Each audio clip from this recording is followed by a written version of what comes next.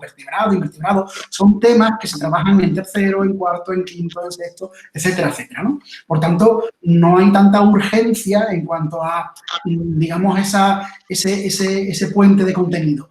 Pero sí que hay que, digamos, que compensar desigualdades o trabajar en cuanto a la brecha, digamos, a la diferenciación en cuanto a niveles del alumnado en este primer trimestre, potenciando esa poda que decía Daniel, esa poda curricular, ¿no? Es decir, vámonos al currículum, vamos a analizar el currículum todo el mundo coincide que está sobrecargado, ¿no? Excesivamente cargado, y vámonos a lo que son las competencias imprescindibles, ¿no? Como decía Daniel, ¿no?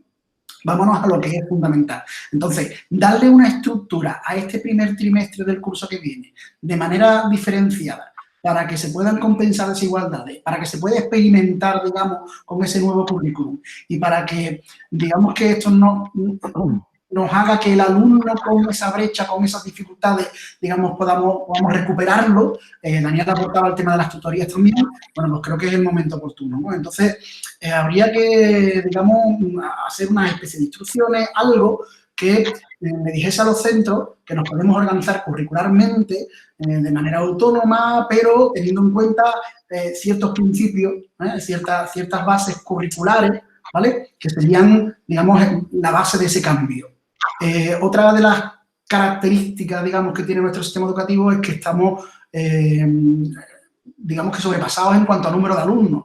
Habría que aprovechar para ver si es posible, aprovechando medidas como la de Francia, ¿vale? Los países de nuestro entorno, como la de Francia, de disminuir muchísimo las ratios y tener clases con 15 alumnos. Eso sería ideal para fomentar y para propiciar el trabajo en tutoría que decía Dani, ¿no? Vamos más o menos en esa línea, es decir, pensamos que las condiciones en las que nos estamos moviendo ahora mismo no son facilitadoras de ese cambio, de esa revolución en el sistema educativo.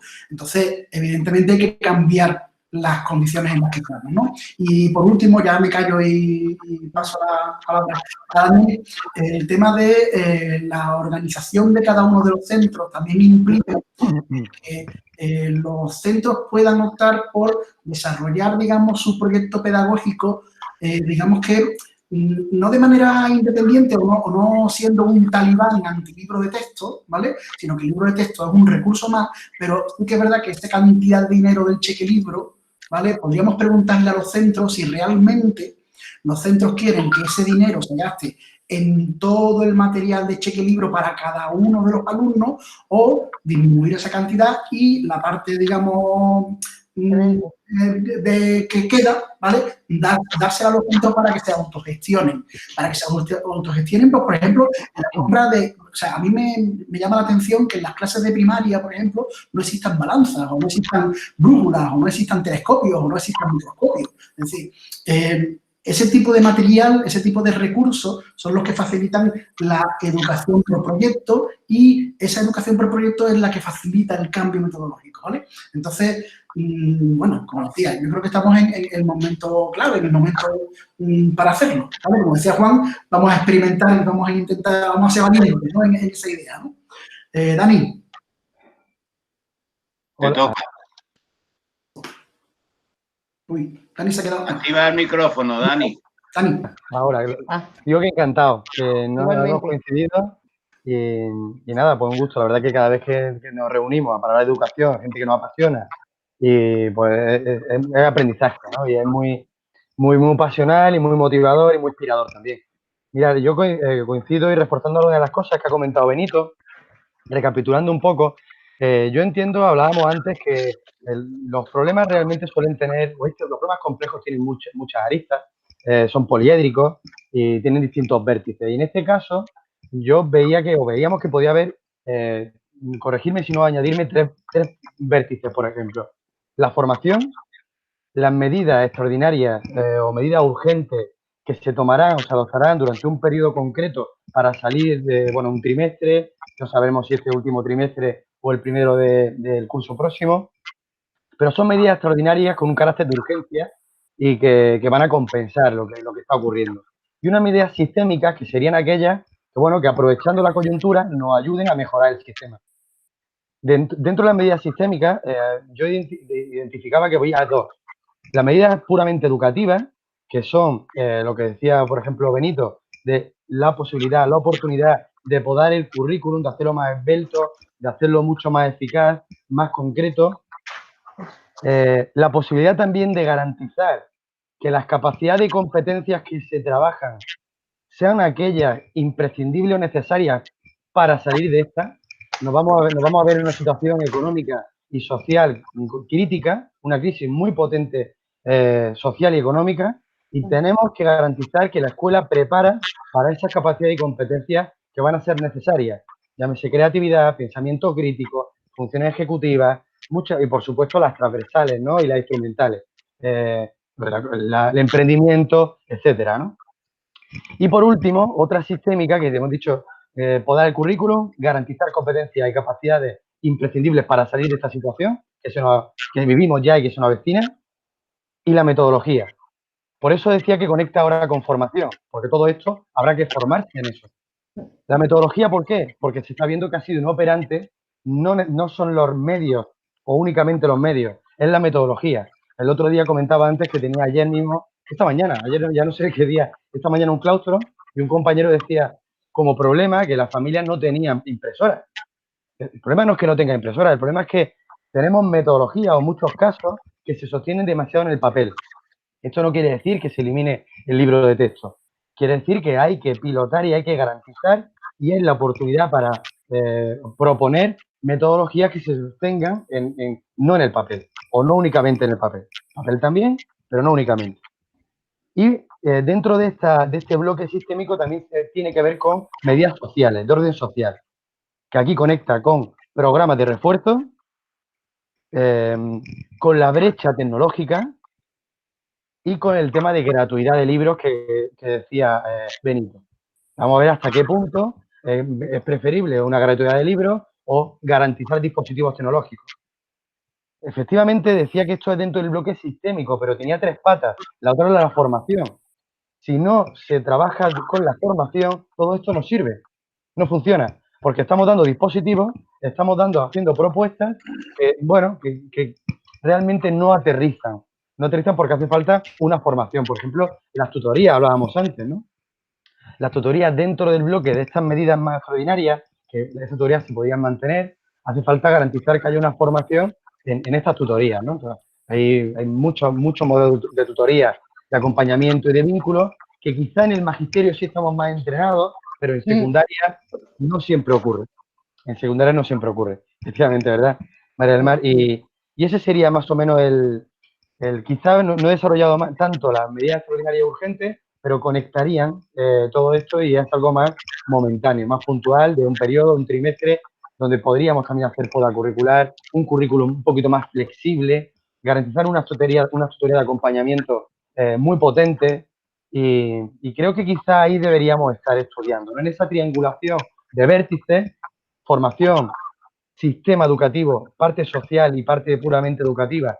Y por último, las medidas extraordinarias, ¿no? Que es concretar esto en un modelo que podríamos pilotar ya en un último trimestre y que nos ayudaría a tomar medidas ya de largo alcance o de más duración, ¿no? Vuelvo ahora, si os parece, a compartir la pantalla y hacemos una recapitulación de este capítulo. Habíamos empezado, que esto no lo hemos comentado, con un tema que sería precisamente refiriéndonos al refuerzo estival, estudiar la legalidad, lo decía ya Benito, ¿no? De hacer una especie de prolongación del curso escolar, eliminando la voluntariedad de la asistencia al alumnado que hemos identificado como carente de equipamiento o de conexión, porque resulta de que ese alumnado ha dejado de ir al colegio entero, porque digamos que de una manera o de otra, los que han podido seguir a distancia, pues no han perdido esa vinculación, pero los que no han tenido ese equipamiento, pues sí que han perdido totalmente la conexión. Entonces, si nosotros ofrecemos este refuerzo estival, que parece, por otra parte, que, bueno, sea como sea, no vamos a entrar ahora mismo en que si fue mejor o peor, sea como sea, este refuerzo estival se va a producir. Entonces, si se va a producir, vamos a aprovecharlo y entonces habría que estudiar, yo no soy abogado para hablar sobre este tema, pero sí que la voluntariedad no debería ser una de las características de este programa, sobre todo para el alumnado que no ha podido seguir conectado con su centro, ni siquiera con medios digitales. También habíamos hablado en este punto del tema de establecer los cupos. Es importante que los cupos se agranden, que es otra manera de lo que decía Benito. O sea, si no se disminuye la ratio, al menos que se aumenten los cupos, porque está claro que sí que se va a necesitar mucha más ayuda, sobre todo para determinados colectivos, no solamente para el que acabamos de ver, sino también para los que tengan, por ejemplo, necesidades educativas especiales o, en fin, de apoyo educativo de algún tipo. También habíamos hablado de que durante el primer trimestre hubiera un periodo de adaptación, que eso sí, con una tutorización y un acompañamiento intensivo. Y finalmente habíamos hablado de la poda curricular. Estos son los 4 puntos que queríamos dejar claros en el tema de los programas educativos. Estos 4 puntos los hemos destacado de un documento que es mucho más amplio, que es el que reproduzco ahora. Lo que pasa es que este documento tiene 13 páginas y lógicamente no parece que... Pero aquí se habla bastante claro sobre el tema del refuerzo en todo lo que hemos hablado.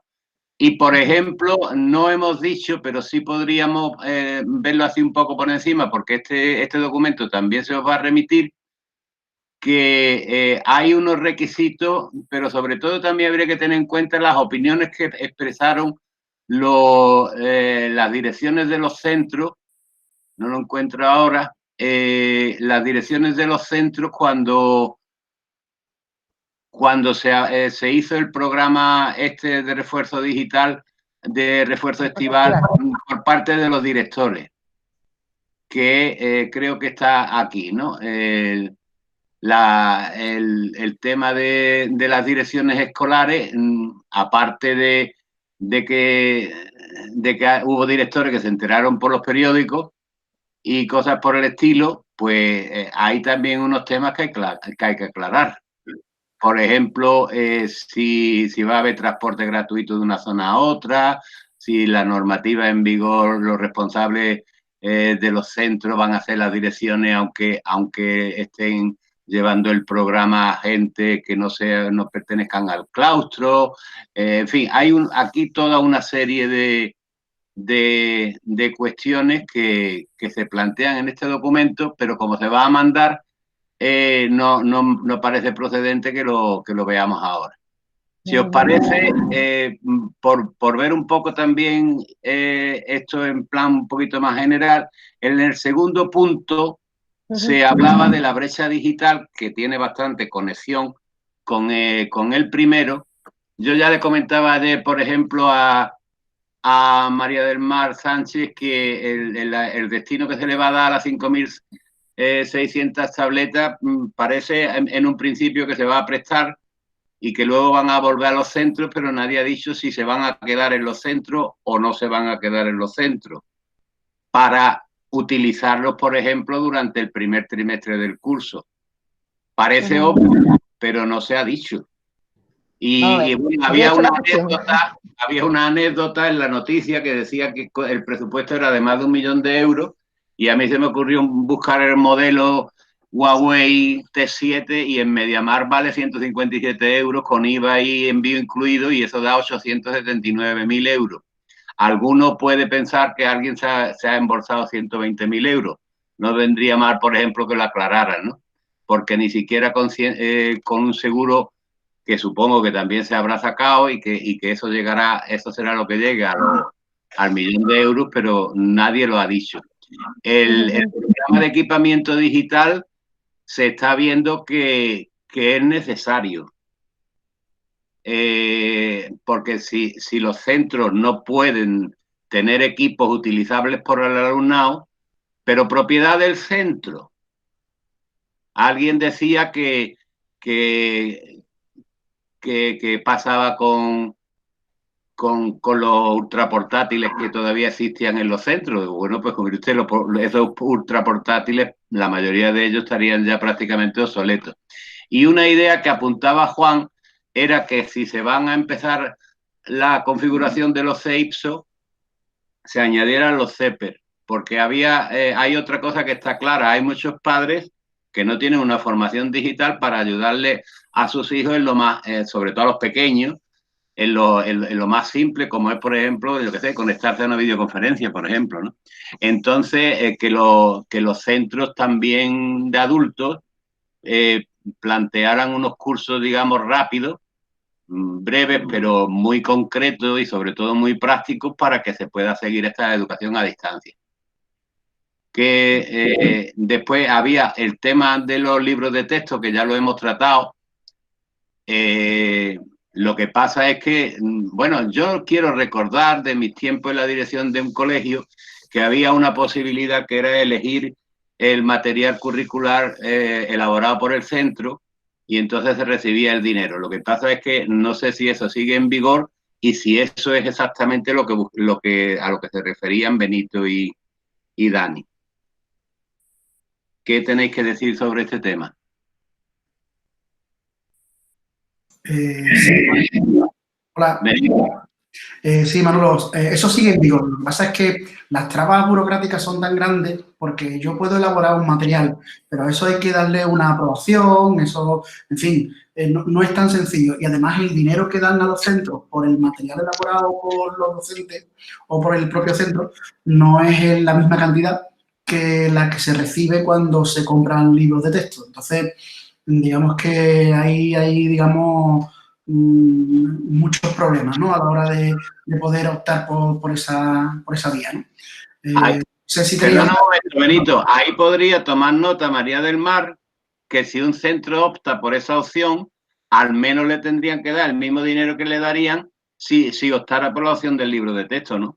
Claro, mejorar un poquito las condiciones y que eso se viese, pues, no sé, un poco recompensado en cuanto a la formación del profesorado, no sé, darle una cierta, digamos, entidad, ¿no? A eso de la elaboración de los materiales y tal. Y eliminar muchas trabas en cuanto a lo que es la aprobación de ese material, ¿no? Que ahí es por donde vienen las pegas, fundamentalmente. Se trata fundamentalmente de no basar la pedagogía, no basar la metodología en un solo material que es el libro de texto, que es lo que está reinando ahora mismo en la inmensa mayoría de los centros, ¿no? Yo insisto en que, bueno, yo soy docente y mis niños utilizan el libro de texto, pero lo utilizamos puntualmente, ¿vale? Yo no estoy en contra de los libros de texto. El libro de texto es un material, lo que pasa es que, como decía Juan también al principio, no es el único material que tenemos que utilizar y menos en el siglo XXI, ¿no?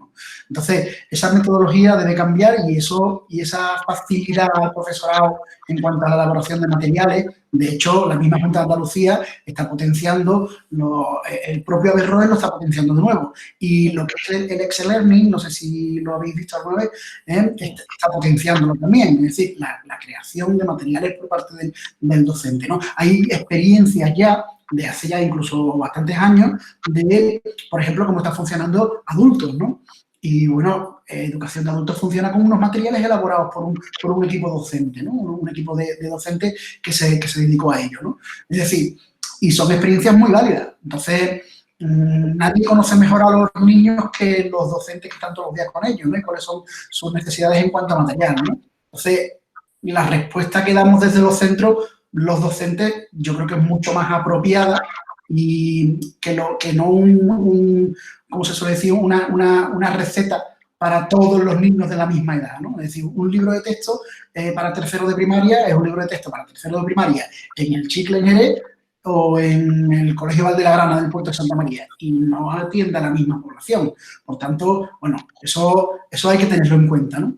Y darle la posibilidad al profesorado de que dé respuesta a sus alumnos porque ellos son los que lo conocen mejor que nadie, pues me parece que es algo importante, ¿no? Por ahí digamos que deberíamos de ir, ¿no?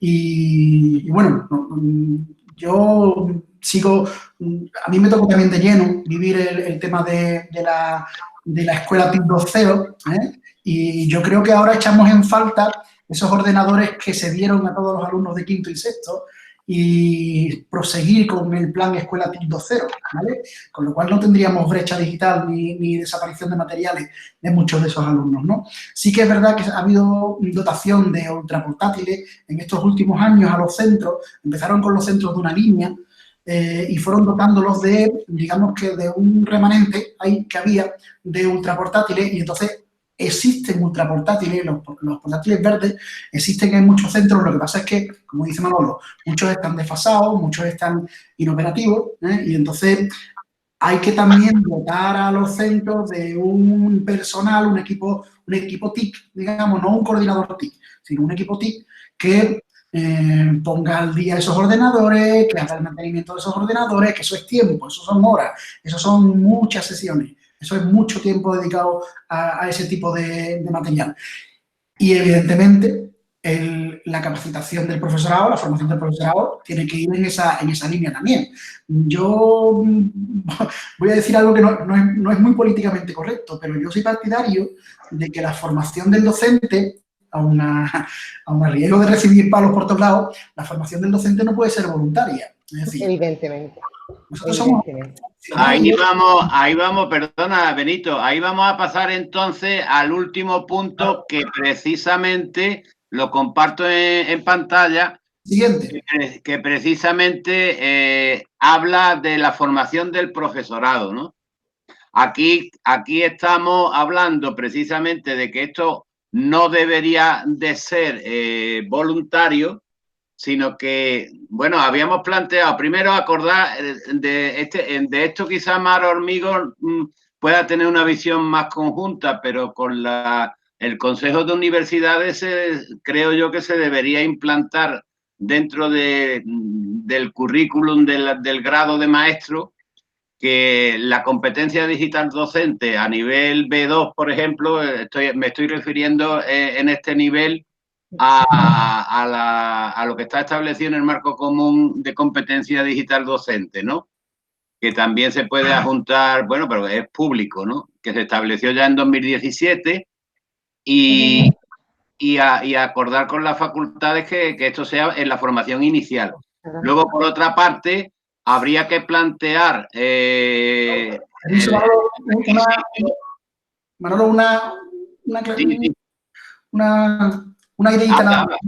En esto que está diciendo Manolo, es fundamental, es indispensable que en las oposiciones al cuerpo de maestros, o sea, que no se permita a los opositores hacer su exposición, hacer su preparación y hacer su exposición delante del tribunal sin el uso de medios digitales, es algo que nadie se explica. Entonces, bueno, deberíamos de pegar ese pasito para adelante, por lo menos en lo que es la preparación de posiciones, en lo que es la posición al cuerpo de maestros, en esa competencia digital que está hablando Manolo, ¿no?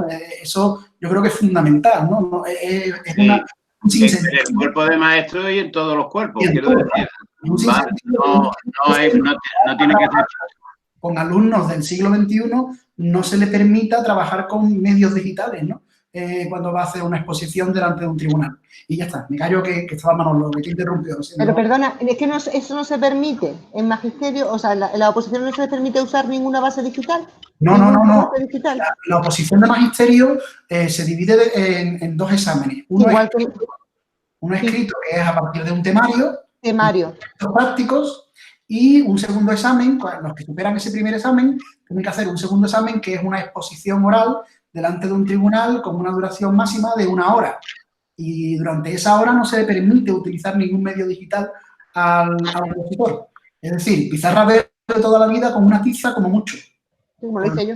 Bueno, eso clama al cielo, ¿no? Y eso sí da tiempo de arreglarlo, porque de momento se han suspendido las oposiciones para 1 año o 2. O sea, quiero decir que tiempo hay. Y luego también, lógicamente, está hablando del profesorado en ejercicio. No vamos a decirle que ahora de golpe el nivel B2, porque seguramente espantaríamos a más de uno, pero sí por lo menos el nivel B1, que es un nivel medio, sí que se le debería, a través de los centros de profesores o algo así, diseñar y organizar las formaciones del profesorado en ejercicio para que adquiera, pero todo el mundo, porque está visto que esto no es algo que esté ocurriendo ahora y que de pronto se acaba y nos olvidamos, sino que esto, lo mismo en otoño, estamos otra vez igual y vete tú a saber si nos vuelve a ver esto otras veces. Es decir, no, ahora tenemos la excusa de la sorpresa, pero de aquí en adelante esa excusa no existe. Entonces, hay que tener, o sea, aquí lo que hemos hablado antes de la dotación de material es algo que no se concibe si no va acompañado de la formación de quien lo va a utilizar, tanto del profesorado como de las familias que se vieran otra vez confinados y que se encontraran con niños pequeños que lógicamente no les va a pedir que tengan una competencia digital, y estoy refiriéndome a las escuelas de infantil, por ejemplo, tanto del primero como del segundo ciclo, o a los primeros cursos de primaria, en fin, a este tipo de alumnado que como no tengan en su casa a alguien, no solamente hay que tener un ordenador, sino que tienen que tener a alguien que le ponga el ordenador. Eso lo estoy yo viendo en mi casa con mis nietos, vamos. Manolo, yo quería hacer una especie de inciso y recapitulación un poco de todo lo que habéis dicho. María del Mar, las dos, yo creo que os estaréis dando cuenta de que la línea va un poco también por gente que tiene mucho peso en lo curricular, que es lo que plantea Benito, Daniel, otros que hemos estado en el campo más organizativo, del liderazgo y un poco del diseño de programas, o sea, de programas de centro, de organizar, en fin, todo el tema este de la dirección escolar. Pero sobre todo lo que yo quería insistir en dos cosas fundamentales. Todo lo que hagamos ahora como ensayo y como experimento debe ser algo con la vista puesta no en arreglar el mundo ya que estamos en una crisis. No, ese es un pensamiento que es válido y de hecho todo el mundo está intentando resolver todos los problemas que no hemos resuelto en décadas, por decir, por quedarme corto. Pero lo fundamental es que tengamos esa visión, como se suele decir, de no grandes cambios, pero sí cambios incrementales, teniendo en cuenta lo que hace la gente en su centro. Y lo que hace la gente en su centro es que utiliza mayoritariamente una serie de materiales. Llámese libros de texto de una mayor o menor cualidad, de hecho el profesorado lo elige a través de su equipo docente, o llámese un material digital, o llámese, en fin, cualquier tipo de soporte para el acto didáctico. Entonces, yo creo que los requisitos básicos para el uso de este material curricular, que efectivamente decía por ahí Benito, decía también Manolo, que en la orden de gratuidad del libro de texto se tenía en cuenta lo que era material de elaboración propia e incluso material de uso común. Entonces yo creo que esa orden es capital, pero capital en el sentido de producir la transformación que queremos y que deseamos para nuestro sistema educativo, pero a medio plazo. Ahora lo que tenemos que ensayar y experimentar, y es cuando aparecen los refuerzos estivales, los pequeños programitas estos que se hacen de refuerzo, en fin, todo un sistema que nos va a poner en la tesitura de ver cómo está funcionando nuestro currículum, porque yo estoy observando a mi alrededor, mi mujer es docente también, cómo se ha puesto al día en cuestión de, no tenemos más remedio, en cuestión de 15, 20, 30 días, en una serie de herramientas que apenas si utilizaba hace nada. Entonces yo creo que en eso es fundamental tener claro que el objetivo, obviamente, es un cambio sustantivo del sistema educativo, pero sí que tenemos que hacerlo basándonos en pequeños escalones. ¿Y cuáles son los escalones? Pues aquellos escalones que no son todavía muy costosos. Por ejemplo, el programa estival que se va a poner en marcha y que fue de algún modo un prototipo que el año pasado se ensayó, podemos utilizarlo para ver cómo se hace un modelo de progresión que se llama, sea libro de texto, sea digital, o sea lo que sea, pero tiene que tener una secuencia muy clara, no ficha o actividades inconexas, sin ningún tipo de traza o de secuencia bien armada, en fin. Eso se llama un modelo de progresión que debe de estar obviamente bien evaluado y, es más, yo diría con un manual preciso para que lo tuvieran y lo pilotaran el personal que esté en ese tipo de refuerzos, sea en curso de verano o sea actividad extraescolar o incluso dentro del dentro del horario lectivo. Ya digo que hay material infinidad, lo único que sería es buscar a los mejores trabajadores del currículum, y creo que Benito es uno de ellos, y buscar ese modelo de progresión que podría servir para que los niños hicieran grandes acopios de conocimiento y de aprendizaje en poco tiempo y con mucha rentabilidad. Eso por un lado, en el tema curricular. Por supuesto, luego está el siguiente asunto, que es el del refuerzo. Tenemos un documento que vamos a llegar que habla precisamente de eso, del currículum entendido como un apoyo para evitar brechas de todos los tipos. Entonces, nos marcamos distintos ámbitos, como puede ser el ámbito familiar, el ámbito comunitario, el ámbito del ayuntamiento, en fin, todos deben de confluir en evitar la desigualdad, que se ha demostrado, obviamente, que es el grave problema que tienen nuestras sociedades, ¿no? Entonces, vamos a intentar buscar todos los elementos para que confluyan en una mejora mejora de la igualdad de oportunidades, en definitiva. Es un poco lo que todos deseamos. Y por último, hablando de formación, por supuesto que sí, la formación tiene que estar unida a qué tipo de escuela queremos. Por eso he empezado por el currículum.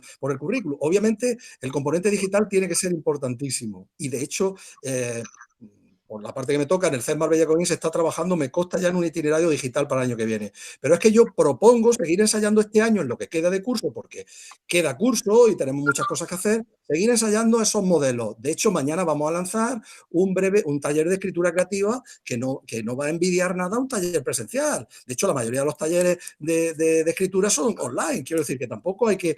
Entonces, vayamos ensayando ese tipo de cosas, unamos a la formación que está por venir, pero también, ojo, la formación, que por supuesto que puede o debe ser obligatoria, pero eso se eliminaría muy fácilmente uniendo la evaluación del profesorado o desarrollo profesional. Es que eso llevamos pidiéndolo hace años, y aparte de eso, es que es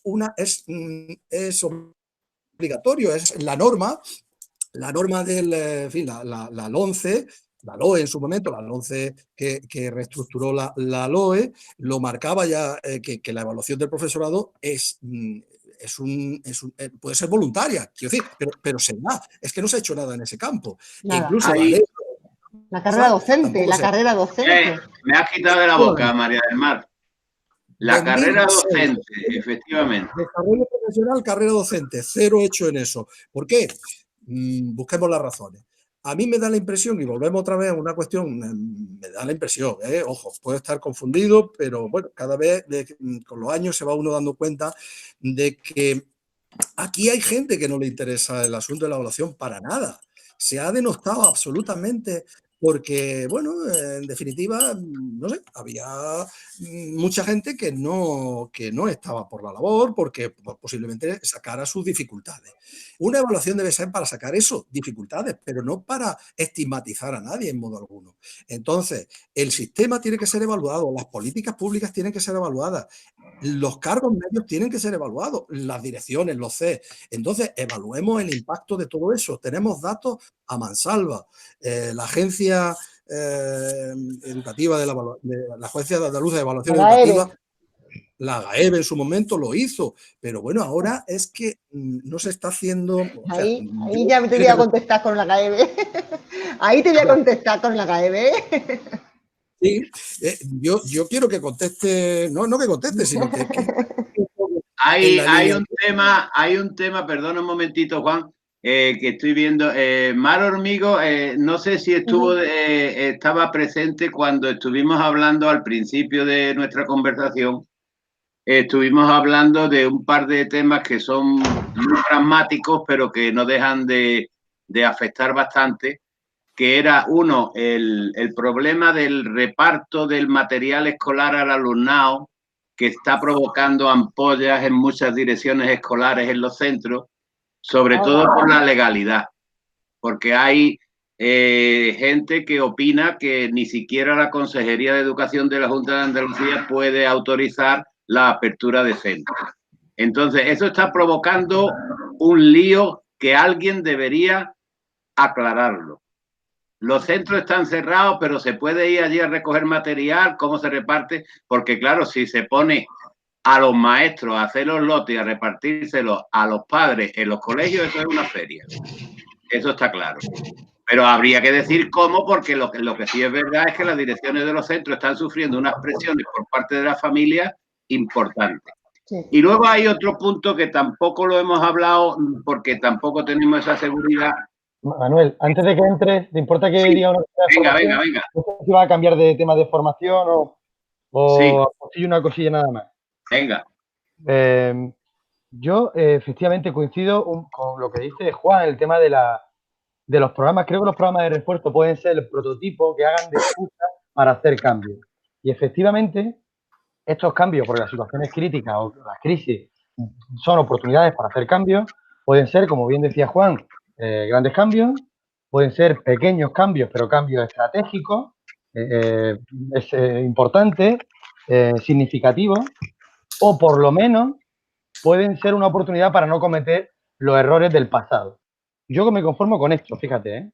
Y lo digo por lo siguiente, porque aparentemente, generalmente se ha vinculado la innovación, el desarrollo, la evolución en la docencia, en la escuela, con el binomio medios, recursos, generalmente tecnológicos, y formación. Aparentemente, esto debe generar innovación. Yo siempre he dicho que la innovación no está en los medios, está en las personas al final. Y cuando pasó con las pizarras digitales, con las PDI, se dota a los centros de PDI, se da formación para usar la PDI y la PDI acaba usándose como una pizarra. Porque se ha dado formación en uso tecnológico. La gente sabe usar la PDI, pero como no ha habido una formación metodológica profunda, acaban siendo, y esto puede pasar también con cualquier otra. Por eso yo para mí me preocuparía que no nos quedemos con el titular de necesitamos recursos, necesitamos tecnología, necesitamos ordenadores, necesitamos medios. Creo que, además, José Antonio Marina lo defiende firmemente. José Antonio Marina, el tema de la formación como clave, como palanca. No, y es importante este matiz, no tanto o no la formación para aprender a usar un dispositivo, sino formación como palanca transformadora del propio sistema. Esto tiene connotaciones evidentemente de otro tipo, de otra índole, como formación de equipos, como liderazgo que decía Juan. Tiene otras connotaciones y tiene, por eso hablaba al comienzo que esto es poliédrico, son muchos vértices, hay que verlos todos de una visión estratégica, panorámica, para hacer poco, pero de forma estratégica que modifique todo. Y efectivamente los programas de refuerzo son una excusa maravillosa para pilotarlo, para ensayarlo.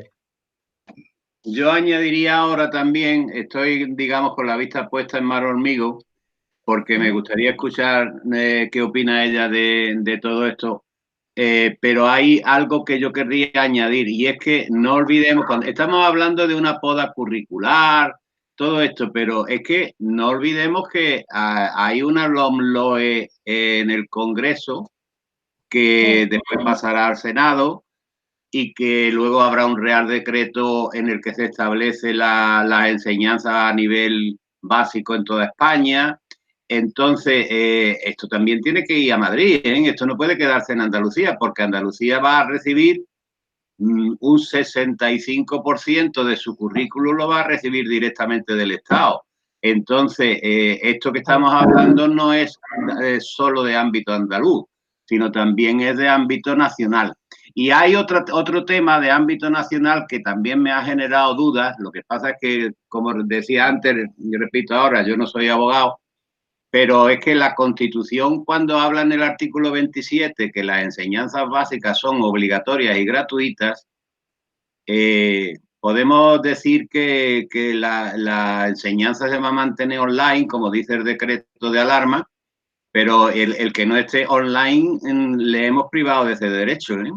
Y un decreto no puede privar del derecho, porque pertenece al título 1, es decir, los derechos fundamentales no se pueden quitar por un decreto. Entonces, yo no sé hasta qué punto habría que decirle al gobierno que el decreto de cerrar los colegios y la misma ministra lo ha reconocido, que un 15%, yo qué sé, no voy a poner ahora cifra, pero es un porcentaje importante de alumnos al que al cerrarle el colegio lo has dejado sin educación.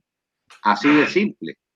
Los hechos están ahí, o sea, Tú podrás decir que siempre que sea posible, pero bueno, muy bien, siempre que sea posible, pero es que sabemos que no es posible. O sea, vamos a ver en qué va esto. ¿Tú qué tienes que decir a eso, Mar?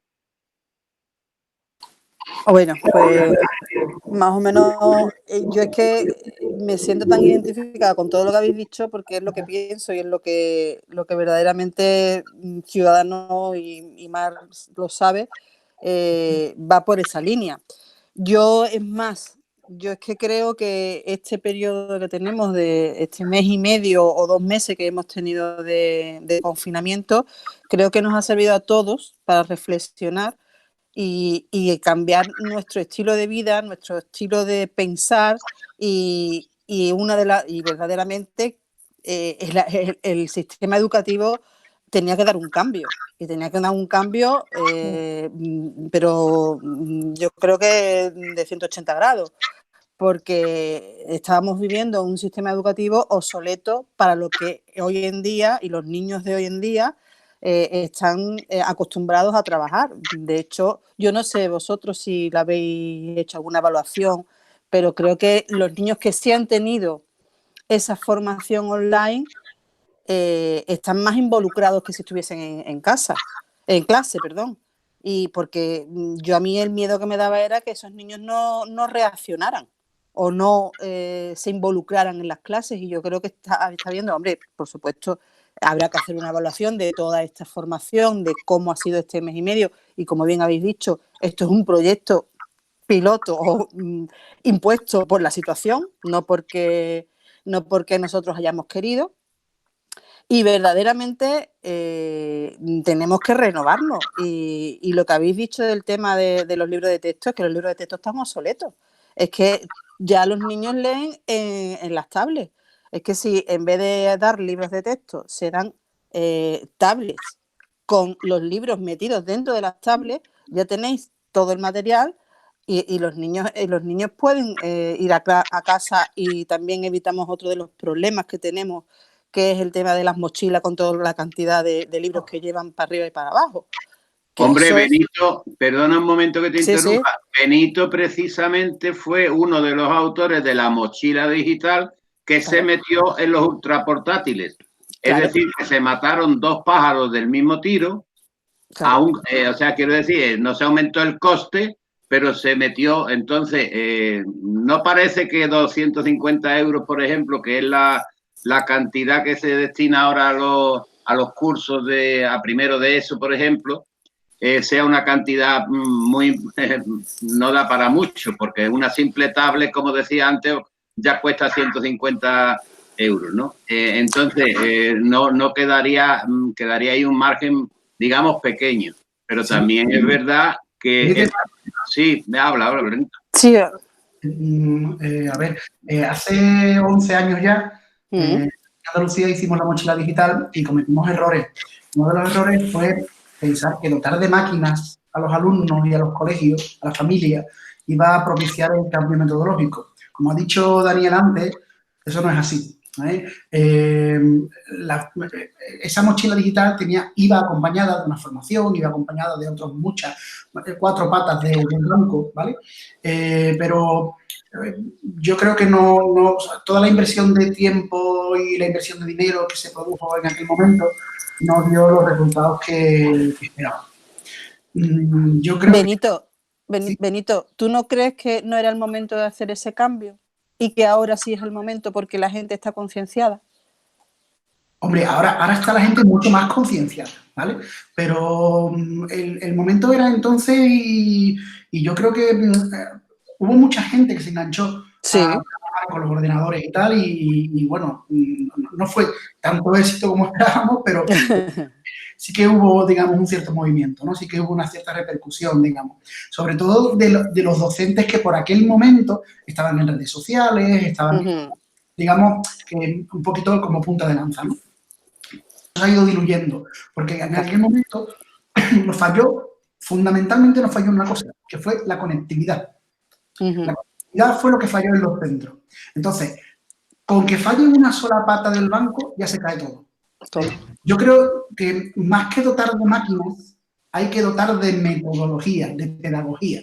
Es decir, tenemos que insistir mucho en que los docentes tengan una base pedagógica muy fuerte.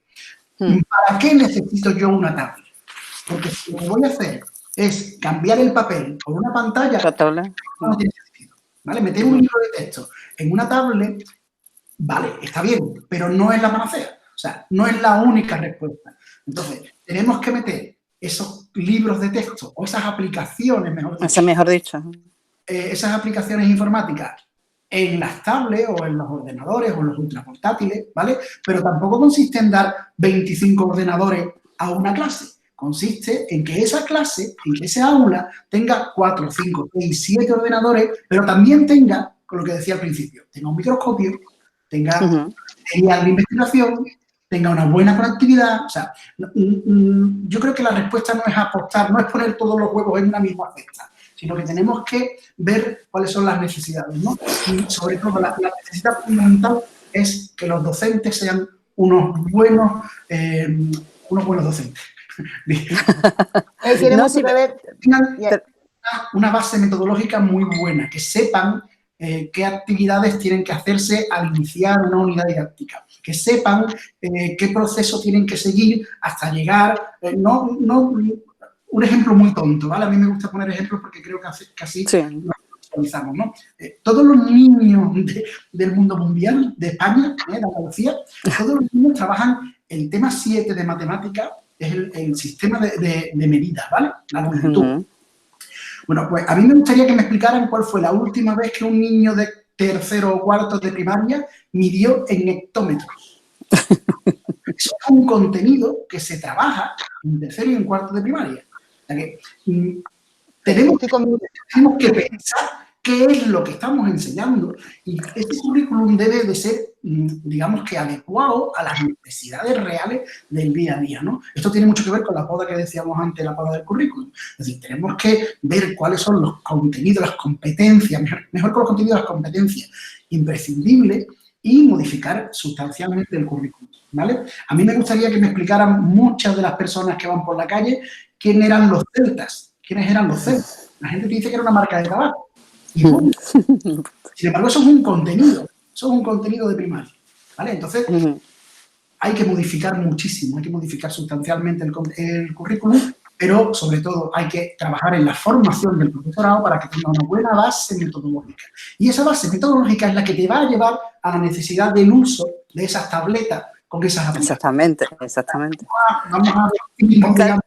No, pero es que yo, por ejemplo, sí te iba a comentar que se puede poner las tablets, como te he dicho, a todos los alumnos si quieres, por decir, en vez del cheque libro para cada alumno con todos los libros, pues oye, por las tablets, con sus libros metidos dentro de las tablets. Pero es que hay una realidad que, como bien ha dicho, creo que Dani, ¿no?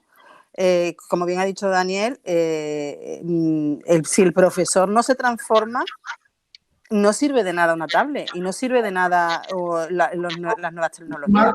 Yo creo que deberíamos de aprender de los buenos en esto, ¿no? Y aunque la formación del docente, que ya es docente, es muy importante, ¿vale? Yo iría a lo que ha dicho también Manolo, a las universidades, a la formación inicial.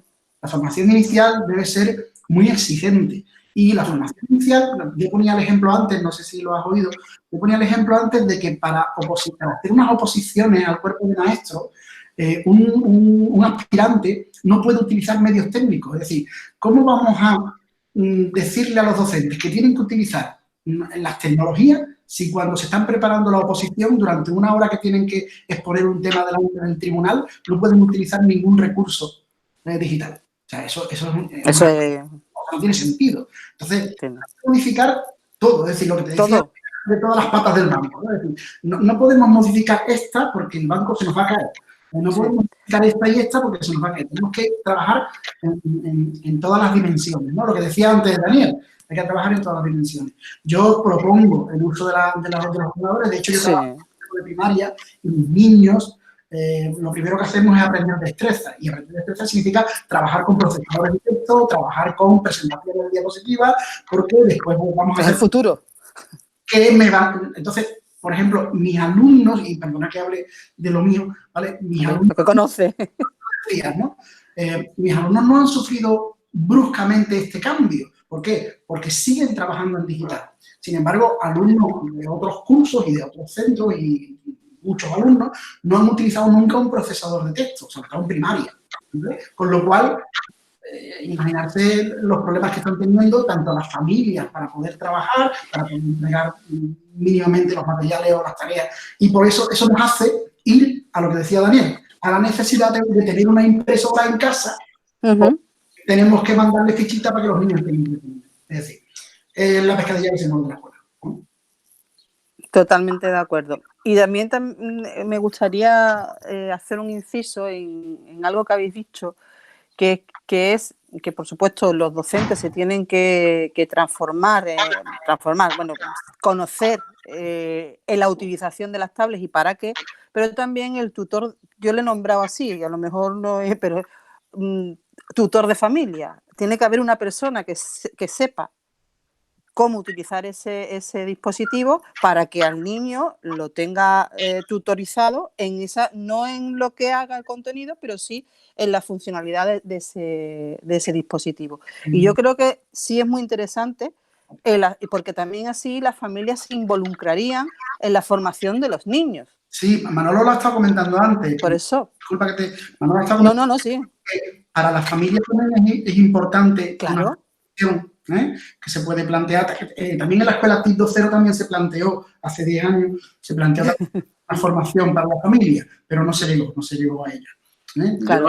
Yo ahí quería aprovechar, Mar, para recordar un poco, porque como no sé exactamente si el tema lo hablamos cuando tú estabas presente o no, el tema de los tutores. Ahora mismo la necesidad de un tutor es todavía más imperiosa, si cabe, que anteriormente, porque no voy a ser tan iluso de pensar que vamos a llegar a una enseñanza personalizada, aunque debería ser nuestro norte, pero efectivamente eso no. Habíamos hablado antes de que se hace muy necesario aumentar el cupo. Por supuesto, ¿por qué? Porque una cosa puede ser disminuir la ratio, pero otra cosa es aumentar el cupo, que es lo mismo prácticamente. ¿Por qué? Pues porque tiene que haber una especialización en la tutoría que no la hay. Yo pongo, por ejemplo, la Universidad de Cádiz. En el grado de maestro de la Universidad de Cádiz, la tutoría es una asignatura, en primer lugar, optativa. Es decir, eso es ya para caerse de espaldas, para empezar. Y lo segundo es que es de un semestre. O sea, hoy en día, una de las cosas que estamos viendo que se está dando y potenciando muchísimo es la educación emocional. Estos niños que están confinados necesitan un apoyo, digamos, emocional. Bien, es que los tutores... los profesores, ¿qué formación tienen en el tema emocional? Por eso me refería yo que cuando hablábamos del B2, digamos, de competencia digital, a eso en las universidades había que añadirle más cosas. Entre ellas, por ejemplo, en el currículum tiene que entrar la educación emocional y alguna que otra cosa más.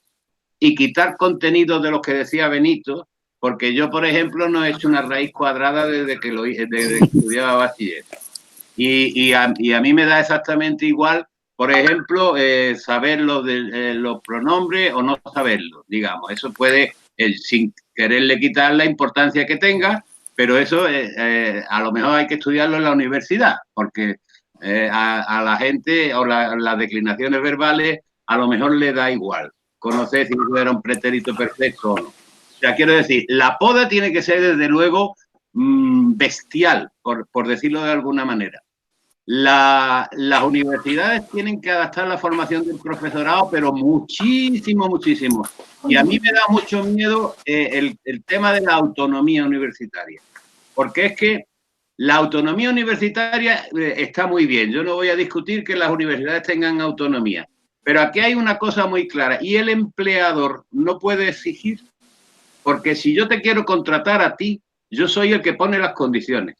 Y si tú quieres entrar por aquí, tú tienes que venir preparado. Y si no te prepara la universidad, pues te tendrás que preparar por su cuenta, que es lo que se hace en cualquier trabajo del mundo. Tú quieres buscar un trabajo en cualquier empresa y la empresa te dice, dame el currículo que yo voy a ver si te elijo o no. Eso son las oposiciones, ¿no? Bien, pues si la universidad no cambia en este tipo de cosas, habrá que obligarla a cambiar, porque resulta de que si no, vamos a potenciar, y si ellos quieren eso, pues muy bien, las academias privadas o en fin, el organismo que se encargue de dar esa formación que no se da en la universidad. Y ahí yo haría un hincapié muy grande en el tema tutorial, porque eso es lo que nos va a llevar a una enseñanza personalizada y es para mí incluso mucho más importante que la disminución de la ratio.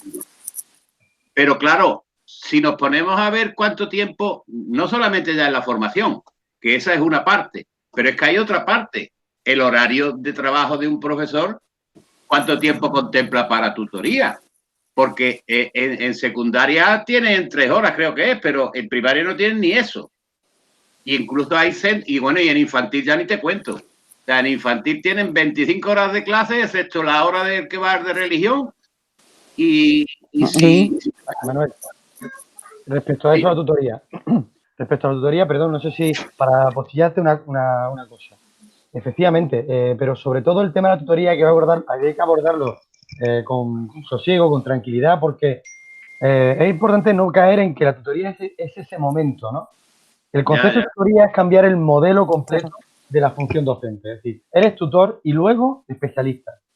Exacto. Esto supone algo que a mí me encanta recordar o tomo casi como mantra, y es que la función del docente es hacerte invisible.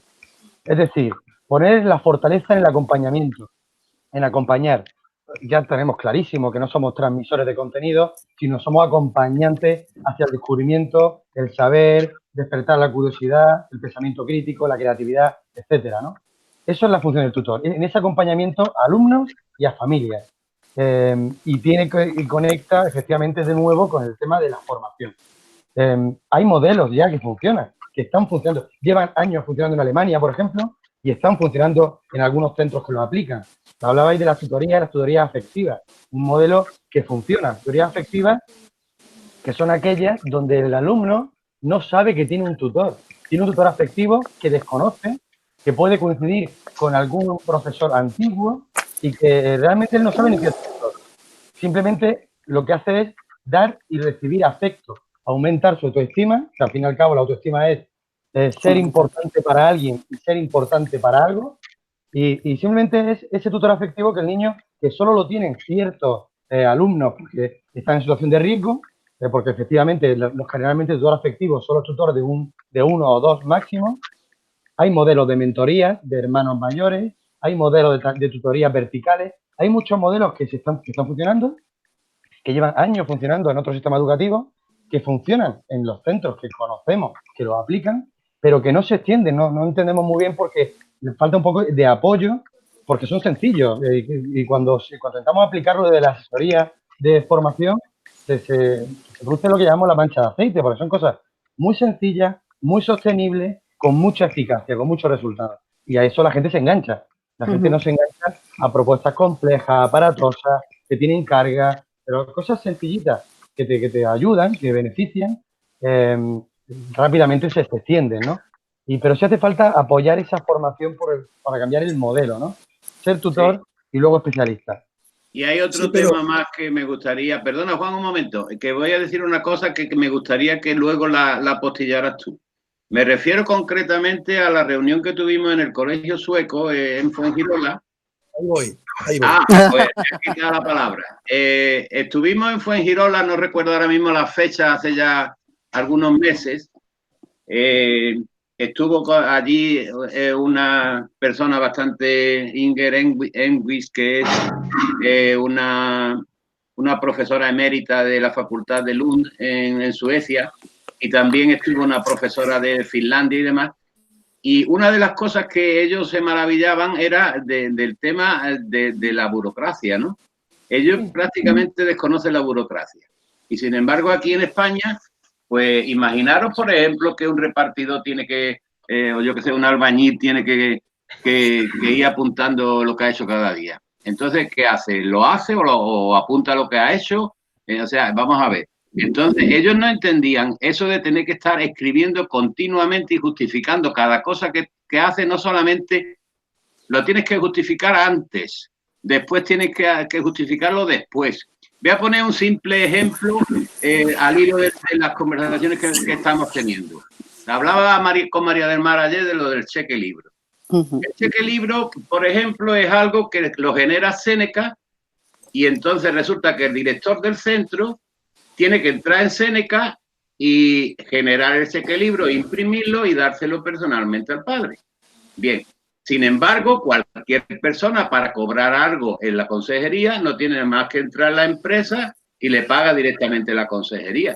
¿Por qué se hace esa vuelta con lo que eso significa de tiempo del director o del secretario o el monitor que esté allí o quien sea, que tiene que generar? Ahora mismo, por ejemplo, sería un problema, porque ahora mismo, ¿cómo le das tú a los padres? Eso se lo proponía yo a María del Mar ayer, ¿no?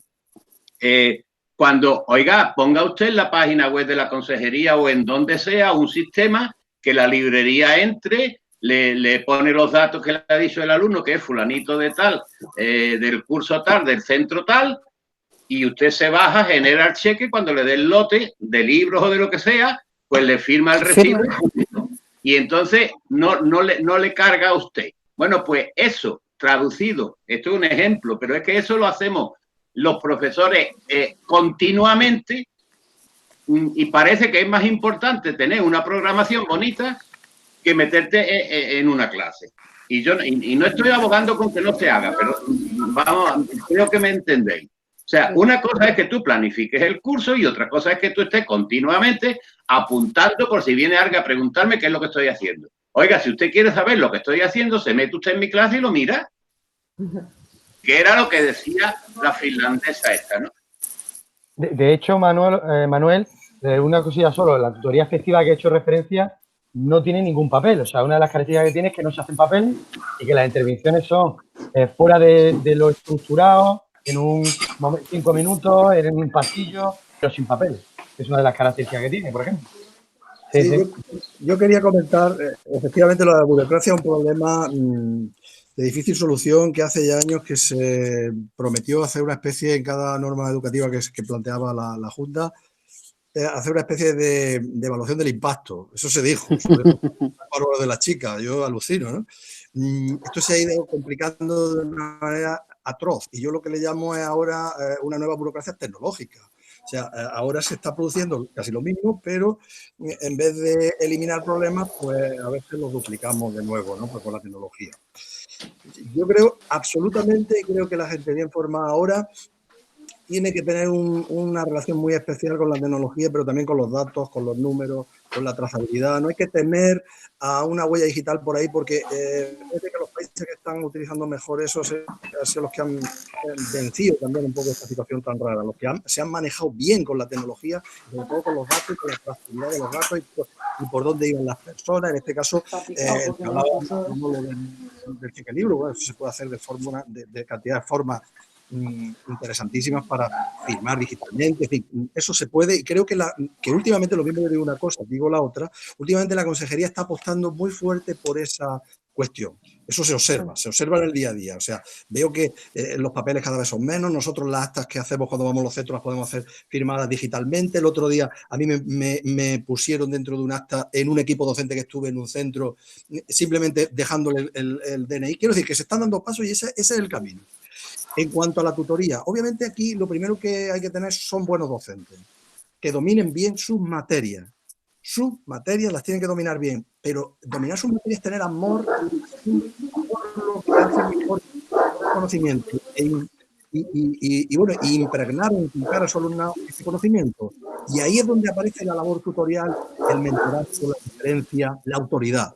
Porque ahora hay cantidad quizás de tutores, inspectores, pero que realmente no ejercen esa función. ¿Quién está ejerciendo la labor tutorial ahora? Pues la están ejerciendo que tienen un contacto muy personal con esos alumnos. A mí me enterneció ver a concretamente a la persona de mi mujer, que estaba el otro día utilizando uno a uno, haciendo videoconferencias personales y lo que le mandara es mensajes positivos, pero luego se basaba en interpuestos. Y es lo que ha dicho Maro Díaz, creo. Interpuestos son personas que nos ayudan en esta labor y son los delegados de padres que hay que hacerle un monumento. Por favor, no lo olvidéis. Los delegados de padres y madres que acertadamente se propuso en los centros hace unos años, ahora hay que premiarlo. Hay que hacerle una distinción, hay que hacerle una mención. El consejero tiene que mandarle un distintivo, algo, porque están haciendo una labor suprema. Quiero decir, están haciendo de mediadores en la familia, especialmente aquellos que no se conectan. Los persiguen hasta debajo de las piedras sin salir de casa. Es una labor increíble. Una persona concretamente ha tenido que ser hospitalizada y la ha sustituido una delegada de madre.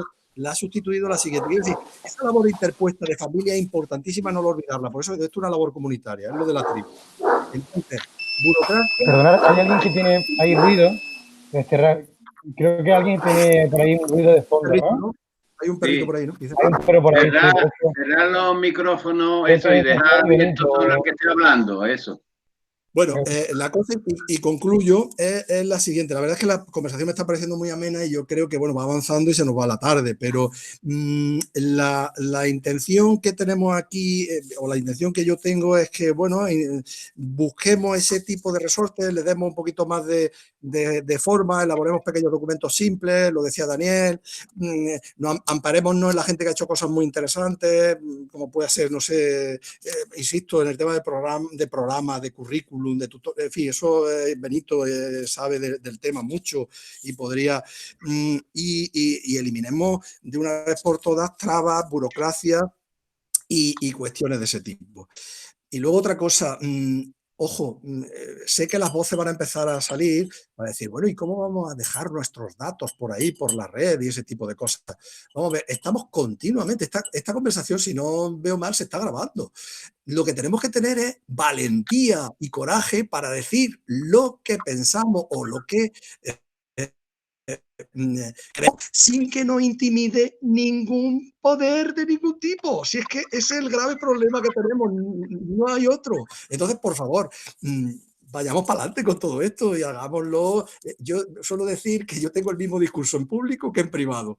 Lo que digo aquí lo puedo decir después delante de otra gente, obviamente con la debida cortesía, ¿no? Hay gente que le puede incomodar y demás, pero para eso está el lenguaje, por eso hay que utilizarlo de ese modo y ya está, y no quiero tampoco, bueno, seguir adelante sin, creo que yo me voy a ir despidiendo porque voy a salir al balcón y habrá que... Ya vamos a tener que ir terminando. Una cosa antes de que se me olvide, yo había quedado con Mar Sánchez en mandarle una copia de lo que se mande a la viceconsejera. Concretamente le vamos a mandar estos dos documentos que ahora, fruto de esta conversación que hemos tenido, lógicamente lo vamos a exponer, digamos, más, o sea, vamos a llevar estas ideas también al documento. Lógicamente también voy a incluirte a ti, Mar Hormigo, para que o sea, mandaremos a los tres, a la viceconsejera y a ustedes dos, porque es verdad, y no me cansaré de comentarlo, que no perdamos de vista que el 65% del currículum no se hace aquí, se hace en Madrid. Y entonces, todo lo que estamos hablando, incluyendo dotación presupuestaria, por ejemplo, para, bueno, las competencias están transferidas, de acuerdo, pero las transferencias, si no hay detrás dinero, es como si no estuvieran transferidas porque no van a funcionar. Entonces, yo creo que eso en Madrid y ahora, tanto lo uno como lo otro, debería de estar muy presente porque las dos cosas están, bueno, y ahora a partir de que se va a hacer este pacto de la Moncloa Light, o como le quieran llamar, pues está claro que la educación, la sanidad, todo el mundo sabemos que es muy importante, pero la educación tiene que ir ahí también y tiene que recibir una cantidad de dinero ahora mismo, que además todos somos conscientes de que la situación la va a pasar canuta todo el mundo, los empresarios, todo el mundo lo va a pasar mal. pero lo que está claro es que la educación es un motor de la economía, igual que pueda ser otro cualquiera, y tenemos que invertir ahí. No solamente porque estemos en una situación ahora mismo de crisis, de pandemia, de lo que sea, sino porque en la realidad la educación cambia los países. Y eso hay que hacer consciente a los políticos de esa situación, de que hay que invertir en educación para poder avanzar también económicamente. Mar Hormigo antes quería decir algo, me parece, pero se quedó callada, ¿no? Dale al micrófono. Bueno, sí. Mira, has dicho ahora mismo una realidad, y es que la educación es el motor del avance de la sociedad, ¿no? Eso está claro. Y también hay otra cosa, enlazando con Juan, que también había dicho antes, y es que nosotros no podemos hacer esto, este proyecto o esto que estamos hablando, no lo podemos hacer a corto plazo, tenemos que hacer un proyecto a futuro y un proyecto global. Y ahora lo que tenemos, sí es verdad que tenemos que atajar los problemas que tenemos ahora mismo, pero tenemos que mirar más allá. Y como tú bien has dicho, tenemos que invertir en la educación, porque la educación o los niños que están recibiendo esta educación de ahora serán la sociedad del futuro. Entonces tenemos que invertir en esa sociedad, en la del futuro. Porque la de ahora pues la tendremos que arreglar como la podamos arreglar. Es que tampoco podemos hacer más porque no estamos preparados. Pero bueno, yo también digo, y ya para despedirme, ¿vale? Para que ya hablen los demás compañeros, yo sí quiero decir que yo sí estoy orgullosa de la reacción de la sociedad ante esta situación que hemos tenido. Una situación que inimaginable, que creo que nadie se podía esperar que íbamos a sufrir una pandemia, porque yo eso de verdad no pensé nunca que lo iba a poder vivir, y la sociedad ha respondido muy bien.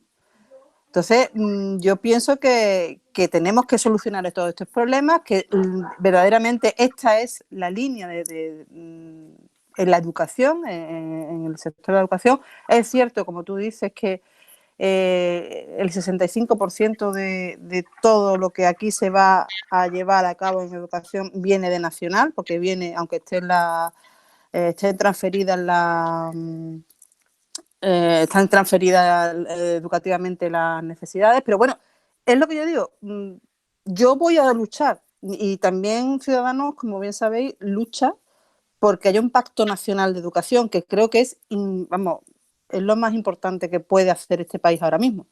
Unirnos todas las fuerzas políticas para que haya una educación a largo plazo. No a que dentro de 3 años, si se va la señora Cela, pues cambie otra vez la educación, cambie otra vez el modelo, cambie otra vez la ley. No, vamos a hacer uno a largo plazo y evolucionando de la manera que tenemos que evolucionar en la educación. Sí. Y yo me callo ya para que hablen los demás. Bueno, pues venga, es hora de ir diciendo la última palabra. Venga, Mar. Sí. Bueno, hoy se han tratado un montón de cosas y yo no puedo, porque he tenido dudas en algunas, pero como ya me he quedado con el cante de quién lo ha dicho, se lo pregunta a Manuel, y si él no me la puede contestar, que me derive a la persona que me puede, de vosotros, que me puede asesorar, porque me he quedado con algunas dudas. Que conteste el aludido directamente, que te estamos escuchando todos. Ya, pero es que no quiero extenderlo, porque yo es que todo el rato que habéis visto yo estaba escribiendo, yo suelo escribir todo porque me gusta después reflexionarlo, ¿no? Entonces no voy a preguntar dudas, simplemente voy a deciros que estoy de acuerdo con vosotros en la mayoría de lo que aquí se ha tratado, ¿vale? Y además que es una de las razones por las que me metí en política, por hacer esos cambios que necesitaba la educación. Y que quizá, fíjate, y voy a echarme una piedra en contra de mí, quien mejor puede enfocar o puede hablar de los detalles de esos cambios son los maestros. Los maestros, porque yo he estado 9 años trabajando en un centro de compensatoria en La Paz, que es como el Cicle en Jerez, que también estuve, o como en las 3000 en Sevilla. Y yo siempre decía lo mismo, que no había, en un centro de secundaria, no había mejores profesionales para atender y para, de verdad, atender en todas sus necesidades al alumnado que los maestros que estaban allá escritos. No había otro. Entonces habéis puesto de manifiesto muchas cuestiones que a nosotros, y quien sea de secundaria, que eres tú, Manuel, ¿no? Tú sí eres de secundaria, Juan Bueno también es de secundaria, quizás porque vosotros la habéis reflexionado, pero en el mundo de la secundaria está un poco más perdido. Sí. Primaria, puntualizarte eso. Manuel y yo somos de primaria. Aquí todos ¿no? los 4 somos. Bueno, pues entonces ahora me explico todo, Entonces, ha faltado a la reunión por problemas de última hora, han faltado la secretaria de Tarteso, que es de secundaria, sí, que es de inglés, y ha faltado también José Cercó, que es inspector en Huelva. Por alguna razón no han podido estar presentes. Yo les he mandado el enlace, pero habrán tenido algún tipo de problema que ahora por eso estoy grabando la conversación. Claro. No la voy a publicar, evidentemente, pero sí se las voy a mandar a ellos dos para que al menos, aunque no hayan podido intervenir ahora directamente, sí puedan aprovechar, verla y luego añadirle cosas por ejemplo, para un inciso muy breve. Voy a compartir la pantalla. Por ejemplo, en el refuerzo, en las cuestiones a plantear la consejería, por ejemplo, había temas, por ejemplo, que decía José Cercós, que está perfectamente de acuerdo con la afirmación que hacía Benito de que la formación no debe ser a criterio del docente, sino establecerse un itinerario formativo y de tipo obligatorio. O, por ejemplo, también mencionaba que el tamaño de nuestra comunidad, los centros que tienen equipos portátiles, hace años que no se renuevan. Entonces, pues, bueno, es otro tema. También decía que qué ha pasado con los equipos portátiles que hay en muchos centros de la comunidad, porque por qué no se ha intentado hacer préstamos al alumnado, o no sé, que otra de las cosas. Me consta que hay centros que lo han hecho a título individual, prestar sus ordenadores. Y bueno, también hablaba y en eso enfocábamos un poco el tema de tutoría, de que si están bien repartidos los tiempos escolares, si no todos los alumnos necesitan el mismo tiempo como se adecua, ¿no? Para dar más tiempo al que necesite más tiempo, ¿no? Como a Julio, para que ninguno, en fin, quiero decir que él ha hecho aportaciones, pero por la razón que sea, no se ha podido conectar ahora mismo, no sé, a lo mejor le ha surgido alguna cosa y no se ha podido conectar.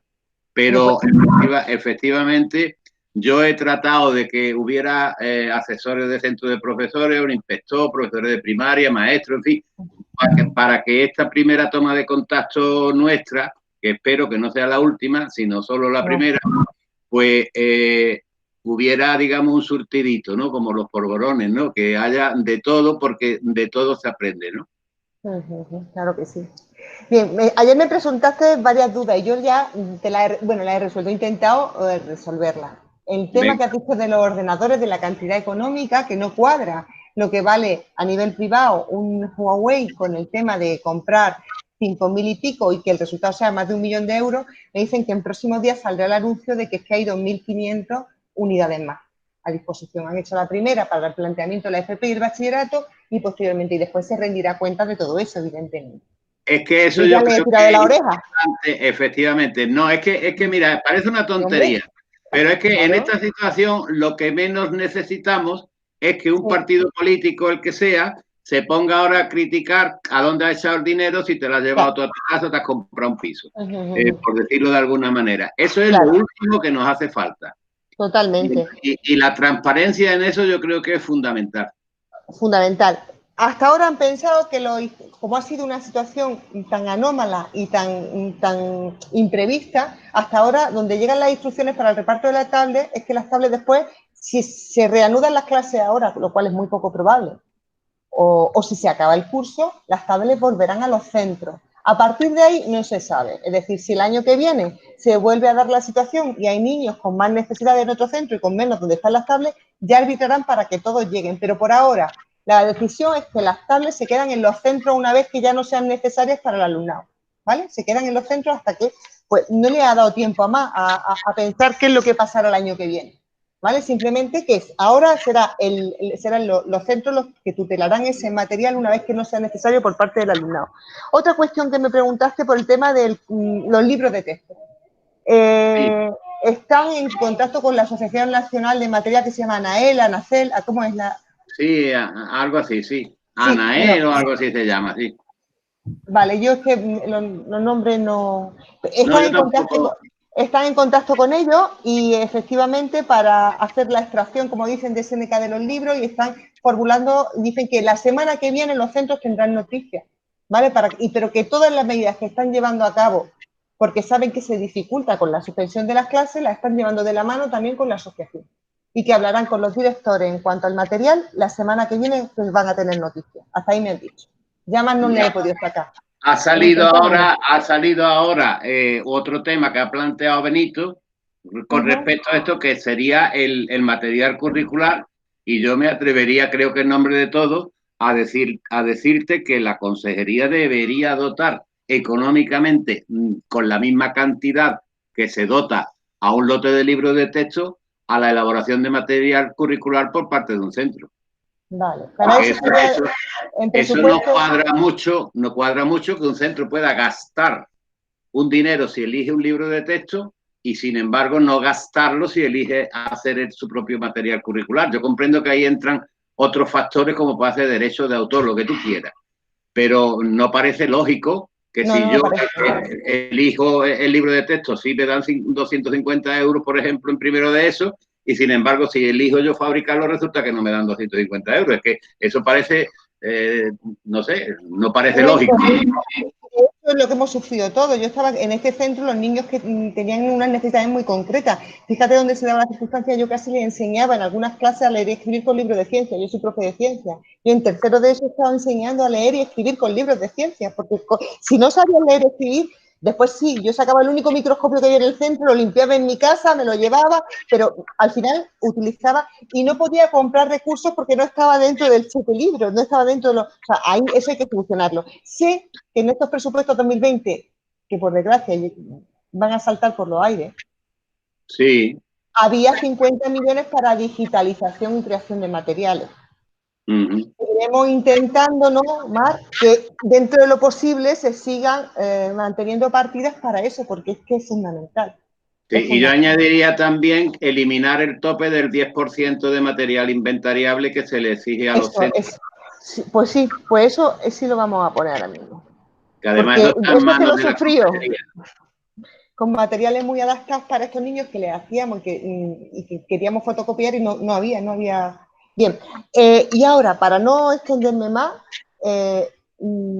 creo, y así nosotros lo basamos, yo me metí en este partido y defiendo estas ideas porque creo que la única forma de desarrollo social y económico de un país es a través de la educación. Eso es muy bonito de decir, ahora hay que articularlo. Y estamos en dos momentos. Un momento en el que había buenas intenciones y íbamos por un camino que se ha visto drásticamente cortado.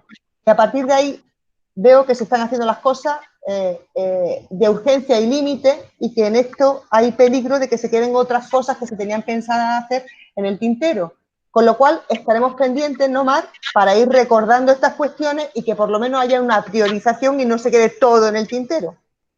Y segundo, y nosotros en Andalucía defendimos el Pacto Social por la Educación y conseguimos presentar el grupo de trabajo.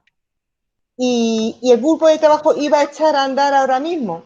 Por desgracia, el PSOE ya se había retirado de ese grupo de trabajo, pero nosotros por debajo seguíamos intentando que se incorporase otra vez, porque no tiene sentido que ninguna de las 5 fuerzas se vaya del pacto. Estamos intentando recuperar otra vez el que ellos se incorporen.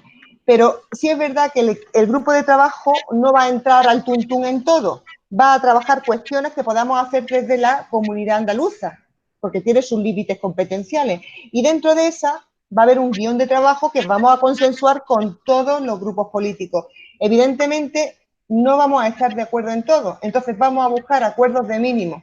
Y en todas las cuestiones que vosotros habéis comentado, como son tan de sentido común, y como yo conozco a los portavoces del resto del partido, a no ser que haya una razón muy política para no querer participar del pacto, con estas cuestiones mínimas de acuerdo, que son grandes logros, yo creo que sí podríamos trabajar. Entonces yo animo a que por favor no nos dejéis solos en este pacto y nos acompañéis. Y que vayáis diciendo, porque yo a Juan ya lo conocí, ya discutí con él el primer día que lo conocí, pero a mí esa sinceridad me gusta, porque yo te digo, mira, hasta aquí vamos a llegar y hasta aquí no vamos a llegar, pero vamos a aceptar vuestras opiniones, las vamos a repensar, las vamos a plantear. Y con total honestidad, son cosas muy básicas, así es que todo lo que habéis dicho es tan básico. Y si os dais cuenta, todas además, muchas de ellas se nuclean en torno a algunas de ellas, en torno al acceso a la función pública, a la función docente. Sí. Eso tiene que cambiar. Nosotros no tenemos ahí la competencia, pero sí podemos hacer modificaciones con prácticas, sí podemos meter temarios, sí podemos modificar o poner una segunda o una tercera prueba de acceso. Es decir, podemos hacer cosillas. Entonces, sí, todo eso os pedimos que nos tuteléis en eso. Después nos vamos a tener opiniones contradictorias porque sabéis que los legítimos representantes del profesorado no son las asociaciones, son los sindicatos, lo sabéis. Y quienes están en los consultivos son los sindicatos. Y quienes tienen fuerza para después salir a la calle y poner todo manga por hombro, aunque no sea real algunas de las cuestiones, y lo siento, pero lo tengo que decir, son los sindicatos. Entonces hay que articular la participación de expertos a través de asociaciones y tener en cuenta también a los sindicatos. Y os digo una realidad como un camión. Sí, mira, yo quería apostillar una cosa ahí muy breve. Los sindicatos, igual que los partidos políticos, son muy dados, muy partidarios de ponerse medalla y a anunciar a golpe a bombo y platillo grandes acuerdos y este tipo de cosas. Yo creo que por ahí no vamos a llegar a ningún lado nunca, porque lo primero que plantean y ponemos encima de la mesa es que si la enseñanza de la religión, que si los colegios concertados, que no sé qué, y siempre estamos en lo mismo. Y como no salimos de ahí, y ahí no va a haber acuerdos seguros, pues mire usted, vamos a dejar eso afuera y no vamos a hablar de un pacto de educación. Vamos, aunque sea una humilde PNL, que diga, vamos a quitar una humilde PNL que lo único que dice esta PNL es que quite usted el tope del 10% de materia inventariable. Y ahí probablemente estén de acuerdo todos porque ahí no se juega nadie, nada, ni entramos en la batalla política. Yo soy partidario incluso de no llamarle ni siquiera pacto de Estado, ni siquiera pacto por la educación. No, mire usted, vamos a hacer una lista de cosas en las que podemos estar de acuerdo y vamos a ir presentándolas como iniciativas, pero primero vamos a sentarnos y vamos a ver, ¿esta iniciativa la vamos a firmar todo o no? Pues sí, pues venga. Porque ahora es el momento que todo el mundo está diciendo que es necesario un pacto general, todo el mundo está, bueno, pues venga, vamos a hacerlo. Y vamos a empezar practicando como el que está entrenando. Y vamos a ir entrenando en cositas pequeñas en las que todo el mundo estamos de acuerdo. Pues yo te voy a enseñar a ti, os voy a enseñar a vosotros, a compartir con vosotros un guión básico que nosotros vamos a proponer en la primera reunión de grupo. Perfecto. Cuando sea posible. La actividad parlamentaria empieza en breve. Estamos con diputación permanente, pero en 2 o 3 semanas se instauran otra vez las comisiones. Hasta ahora nos han dicho que, por favor, presentemos iniciativas de control al gobierno por una razón, para que no sean extensas, porque no podemos pernoctar en Sevilla, porque es que no hay hoteles, no hay comedores, entonces, que sean fundamentalmente de control al gobierno. Pero yo quiero ir registrando ya también de impulso de la acción del gobierno. Entonces, si queréis, al menos en el guión que yo tenía repensado, que nosotros como grupo teníamos repensado, lo podemos por lo menos compartir con vosotros. Muchas de estas cosas están puestas en el guión, que vosotros digáis, pues sí, por aquí, pues sí, por allí. Esto, y nos podéis dar también vuestra opinión. Por supuesto, ya sabes desde el primer momento que nosotros estamos a vuestra disposición y a la de otros partidos. No nos cerramos a ninguno, y pues porque unos nos escucharán más y otros menos, pero nosotros decirlo se lo vamos a decir a todos. Y ya por último, agradeceros de verdad, que es que a mí me encanta, yo estaría 2 horas más. Es verdad que tengo que salir, que viene protección civil aquí. Que salir a la ventana a aplaudir. Y Benito, yo sí que me gustaría hablar con Benito en otro momento, que me explicase un poco el tema de lo que ha comentado el tema del refuerzo estival, que me expliques tu visión un poco, porque sé que eres muy reacio al plan, he creído entender que eres muy reacio al plan, Simplemente decirte que no es la medida única, si fuese la medida única no valdría para nada, que evidentemente el PROA tiene que seguir incentivándose y la propia comunidad con esa poda curricular, con ese aumento de las tutorías, la importancia de los tutores. O sea, esto es un conjunto, pero en concreto que me ha sorprendido un poco la oposición directa a ese plan de refuerzo estival y quiero reflexionar sobre lo que me has dicho en otro momento. ¿Vale? Ahora no, que no te quiero entretener. Sí. Como tienes mi correo, escríbeme y si quieres hablamos solo, que no tengo problema. Vale. ¿Vale? Te llamo en 5 minutos. De acuerdo. Bueno, además, es que, ya te digo, el año pasado estuve en delegación de Cádiz y nos comimos ese tema y, bueno, ahí hay que hablarlo. Vale. Yo os pongo en contacto, os doy los teléfonos y los... Como si queréis que mañana o pasado nos reunamos otra vez, lo que queráis. De acuerdo. Por cierto, Mar, no tengo tu teléfono y normalmente los enlaces los mandaba yo por WhatsApp. Si no te importa, mándame tu teléfono. No te lo di yo ayer, No, me diste su correo. Y entonces, pero no pasa nada. En un momento yo os prometo que no lo utilizo nada más que por imperiosa necesidad. De todas maneras, no se lo facilito a nadie sin permiso. Ahora le estoy pidiendo permiso a Mar y a Benito para intercambiarlo. Vale, perfecto. Por mí sin problema. De acuerdo. Es que, entre otras cosas, yo soy el que me encargo de la música en el balcón. Pues venga. Oye, y por supuesto, enhorabuena, porque mi marido es docente, es profe, no como con él, está en el sótano preparando materiales. Mis amigas son fundamentalmente docentes. Enhorabuena al papelón. Sí. De las familias, por supuesto, que nos quebramos los cuernos con los 3 niños que tenemos, pero de los profesores.